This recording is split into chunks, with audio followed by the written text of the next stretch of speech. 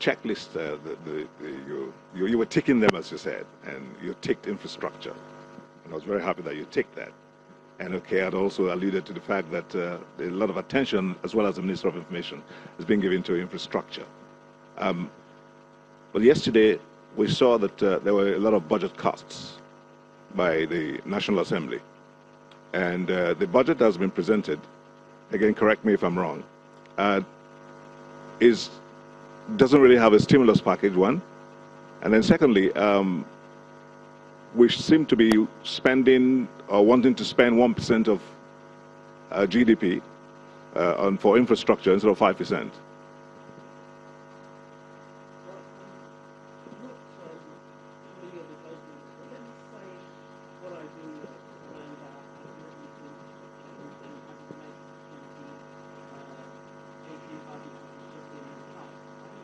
Can we pass the mic? Sorry, we seem to be having issues with the mic. Sorry, I'll start again. You're absolutely right. I mean, our commitment to infrastructure is one, I think, as the Minister of Trade, Industry and Investment, and indeed all my colleagues have said, is one of the defining features of this administration. And that's because we've recognized that as an economy, the only way we can really grow and develop and improve the cost of living or standard of living of our people is to have an effective infrastructure. Indeed, no country has been able to develop without infrastructure. And it's almost amazing that we've been able to get as far as we've gotten without essential infrastructure, without roads, without power, without rail, without housing, without all the enablements that an economy needs to grow. So one of the things that this government said from the beginning is we are going to focus very, very strongly on infrastructure. The budget that just closed, we released about 1.5 trillion, 1.6, close to 1.6 trillion on infrastructure. And that's a record. That's never been done in this country. So our commitment to spending on infrastructure is part of our economic recovery and growth plan. It's embedded in the budget that was just signed yesterday. There's a huge allocation to infrastructure.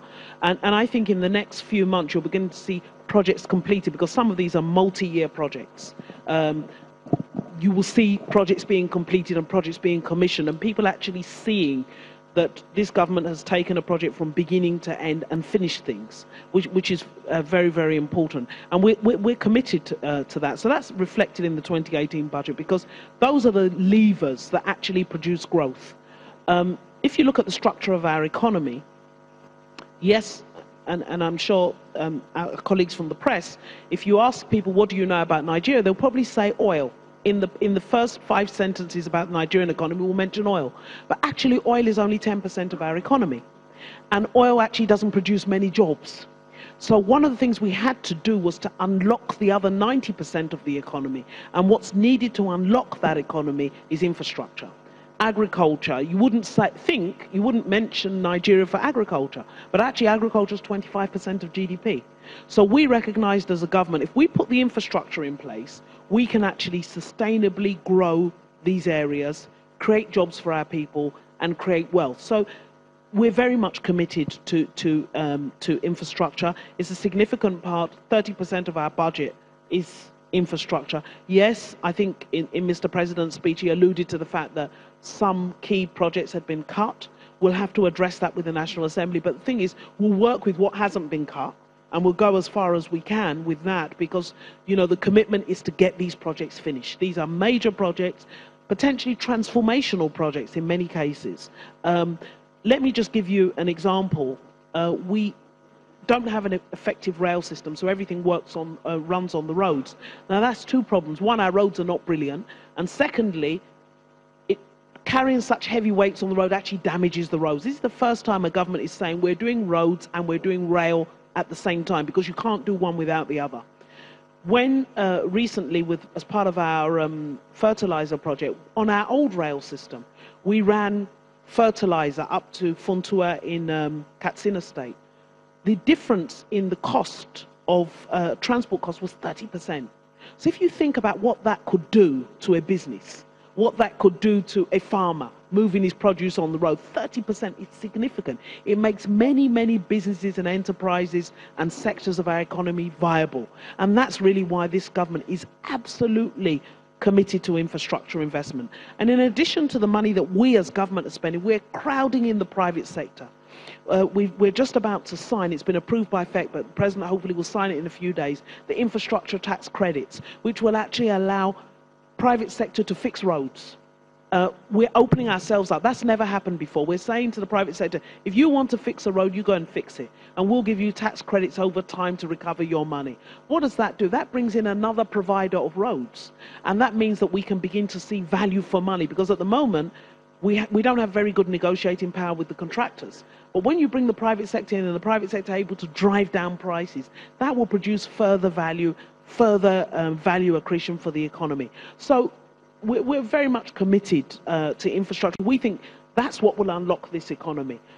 Just yesterday, I think the MBS put out some statistics on export, and it was incredible. Export of agricultural products has gone up between this year and last year, same period, 24%. That's significant, you know, and in many parts of the country, we still have significant post-harvest losses. So if we're able to put the infrastructure in place, put storage in place, reduce post-harvest losses, we can export, we can also reduce the cost of food for our people, we can create the raw materials for industrialization. So yes, infrastructure is absolutely at the key of everything this administration is doing in order to really reposition Nigeria's economy and make us realize that, you know, really Nigeria is not about oil. Forget oil, because, you know, we only have 2 million barrels of oil a day and we're 180 million people. The Saudi Arabians have 10 million barrels of oil a day, and they're 30 million people. So we have no business focusing on oil. And that's one of the things this administration has said. We're going to put the infrastructure in place and unlock the rest of the economy. Sounds very encouraging. Abdurrahman. Thank you. Minister of Interior, there's a lot of commitment in that area by the Minister of Finance. Do you share the same kind of commitment vis-a-vis the porous borders that we have? Because we have an issue of security that's been addressed to a large extent, but how are we trying to plug those loopholes, those borders that are supposedly porous, where people come in through to create havoc in the country? Thank you. Let me first add to the issue of the infrastructure and connecting that to the issue of security. Realizing the fact that with the 1994 UN Human Development Report, which has redefined security from the traditional perspective of territorial integrity to the issue of human security. This is why the government focus on areas that will be people-oriented. And those areas, particularly in the agricultural sector, with its value chain, the completion of dams that have been abandoned for several years. The government is leading other African countries within the LCBC region in the recharging of Lake Chad, which has dried up by about 95% and has denied over 40 million people the opportunity for livelihood in terms of farming, irrigation, fishing, and so on and so forth. And so you could see the impact of that kind of situation that is given in terms of security within that region. And it is not surprising that today is a home of Boko Haram.